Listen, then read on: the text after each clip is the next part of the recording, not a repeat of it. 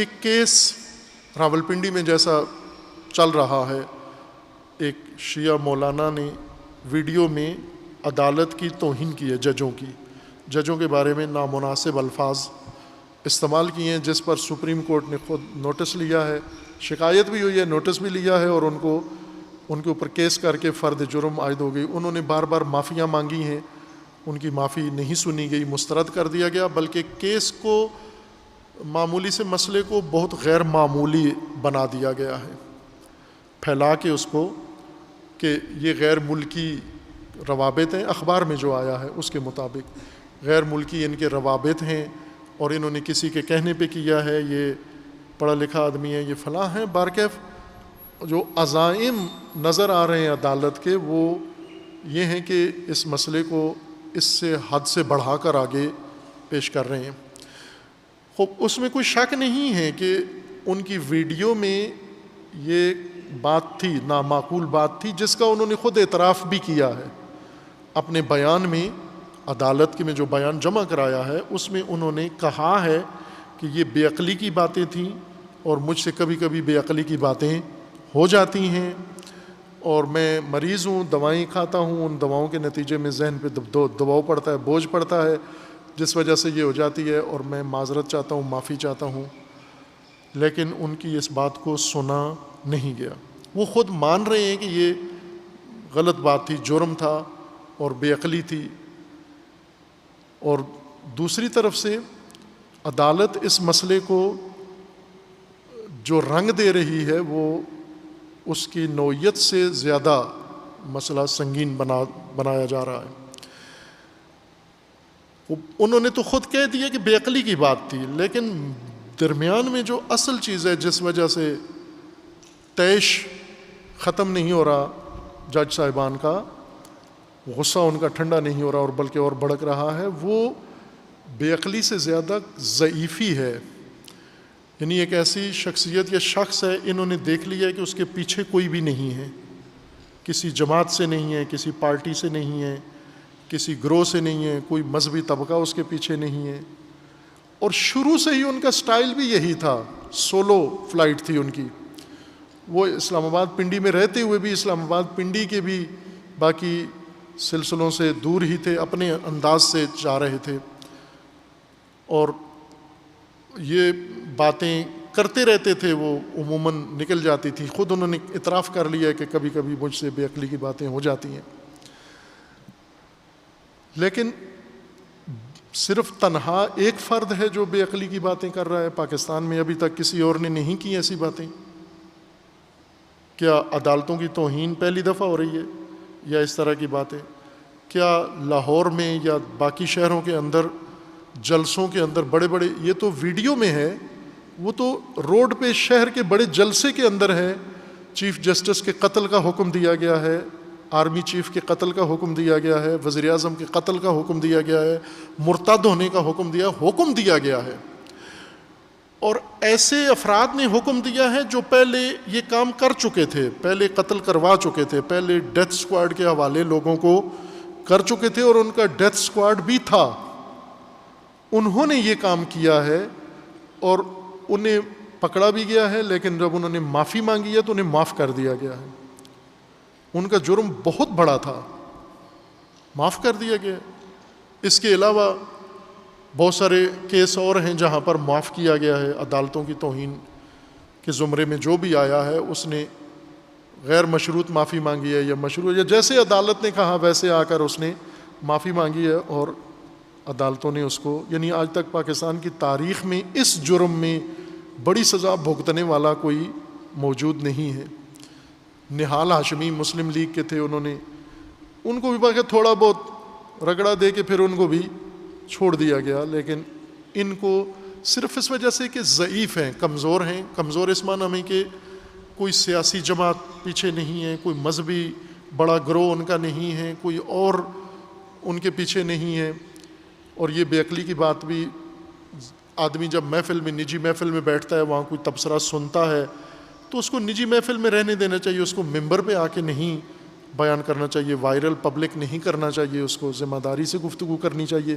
باہر کے خطا ہے، ہو جاتی ہے، اور یہ جو رویہ اس وقت عدالت کا ہے یہ بھی سمجھ سے بالا ہے کہ اگر عدالت کی توہین کی حد تک ہے تو اسی طرح سے اس کو جس طرح پہلوں کو کیا ہے ان کا جرم زیادہ تھا، ان کا جرم بھی اتنا سنگین نہیں ہے، پھر معافی بھی مانگ رہے ہیں، وجہ بھی بتا رہے ہیں میں نے کیوں کیا ہے، لیکن اس میں کوئی نرمی نظر نہیں آ رہی. یعنی بظاہر یہ لگتا ہے چونکہ دوسرے کسی بھی فرد کو اگر اس حد تک لے جاتے تو اس کا ریئیکشن آنا تھا، میڈیا میں اس کا دفاع ہوتا، مذہب کی بنیاد پر ہوتا، سیاست کی بنیاد پر ہوتا.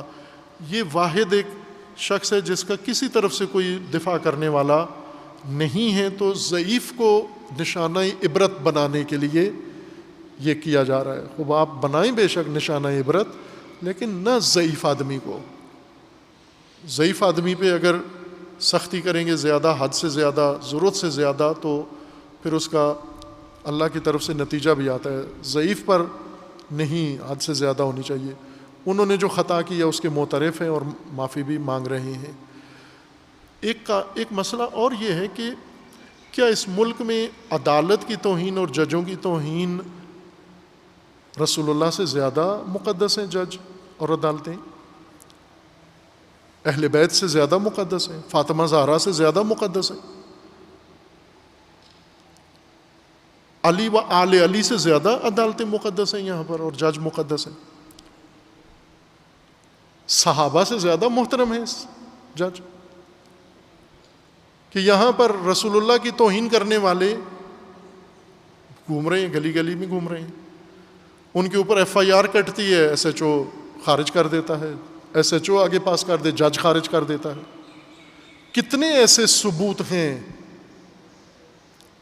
کہ رسول اللہ کی توہین کی، کھل کے کی، ویڈیو میں بھی کی، مجمع میں بھی کی، اور کیس ہوا اور عدالت نے بری کر دیا باعزت. بلکہ رسول اللہ کی توہین کرنے پر اسی مسلک کے علماء اور مدرسوں میں بھیجا گیا کہ وہاں جا کے معافی مانگاؤ، اور جا کر ان مولویوں سے معافی مانگ کے آ گیا. رسول اللہ کے گستاخ کو مولویوں نے معاف کر دیا، ججوں نے بھی معاف کر دیا، ٹھیک ہے کیس خارج، چونکہ اس نے فلاں مدرسے میں معافی مانگ لی ہے.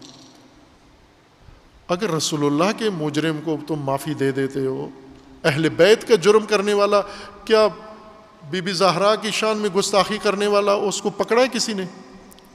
دفع لگایا ہے کوئی اتنا خطرناک؟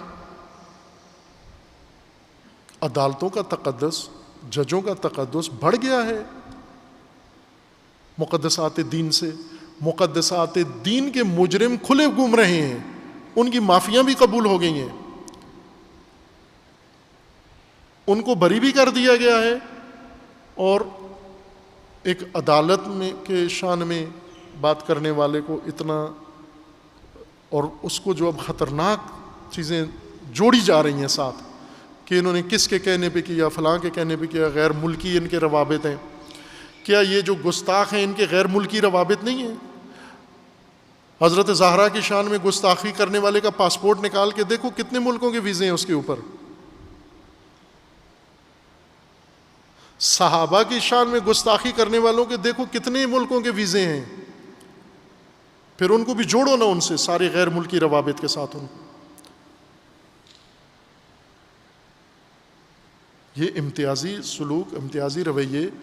بھلے عدالت نے اگر ہر عدالت توہین پر اتنا سخت اقدام کرنا تھا تو پہلوں کو بھی کرتے، دوسروں کو بھی کرتے.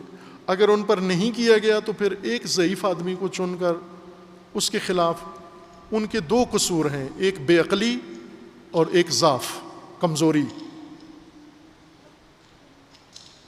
خوب آپ انہیں کہہ سکتے ہو بھائی ٹھیک ہے آپ آئندہ خطبہ نہ دیا کرو، آپ آئندہ امام نہیں ہو، آپ آئندہ تقریر نہیں کر سکتے، چونکہ آپ غیر ذمہ دارانہ گفتگو کرتے ہو، یہ پابندیاں ہیں تم پر. لیکن اس کو اتنا خطرناک کہ یعنی ابھی بو یہ آ رہی ہے کہ گویا مرزا افتخار الدین کو کلبوشن کی کیٹیگری میں ڈالنا چاہ رہے ہیں، کیونکہ پیچھے کوئی ہے نہیں ہے بولنے والا، آواز اٹھانے والا. اس ضعف سے خب یہ شایع نشان نہیں ہے. پھر یہ کہ عدالتوں کا تقدس کہاں سے آیا ہے؟ قرآن میں ہے. اسلام میں تو جج کا نہیں ہے، اسلام میں تو جج کو ہر آدمی چیلنج کر سکتا ہے، ہر آدمی جج سے پوچھ سکتا ہے کہ آپ کیا کرو. دین نے تو جج کو، قاضی کو اتنا نہیں دیا ہوا تحفظ کہ آپ جو فیصلے کرو آپ پہ بات ہی کوئی نہ کرے، تنقید بھی کوئی نہ کرے. دین میں تو نہیں ہے، پاکستان کے قانون میں ہے. یہ پاکستان کا قانون برطانیہ کا قانون ہے. برطانوی قانون میں جج کا تقدس اتنا ہے رسول اللہ سے بھی بڑھ کر، اور جج کا تقدس صحابہ سے بڑھ کر، ائمہ سے بڑھ کر، کہ جج کے خلاف ریمارکس پر اتنی سختی، رسول اللہ کے ریمارکس کے خلاف ریمارکس پر کوئی حساسیت نہیں ہے. اس سے ملک کے اندر پھر تأثر امتیازی رویے کا پڑتا ہے، غلط تأثر کا پڑتا ہے. بھلے ہم بھی کہتے ہیں کہ یہ غلطی تھی، یہ غیر ذمہ دارانہ گفتگو تھی، وہ خود بھی کہتے ہیں. سب سے بڑھ کر انہوں نے خود اعتراف کیا ہے کہ یہ مجھ سے بے عقلی ہوئی ہے. یہ اب جب ایک آدمی مان رہا ہے جرم اپنا، تسلیم کر رہا ہے، تو ختم ہو جانی چاہیے بات. اس کو وہاں لے جانا، عبرت کا نشانہ بنانا کمزور ہونے کی وجہ سے، ضعیف ہونے کی وجہ سے، یہ درست بات نہیں ہے.